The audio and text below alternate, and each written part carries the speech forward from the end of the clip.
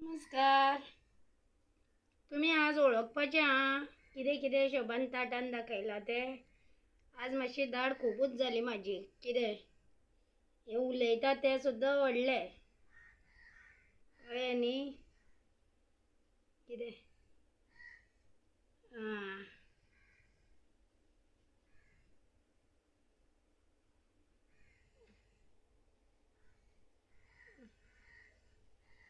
खूब जालें रे भावा. कोणाची दिस्त लागली म्हाका.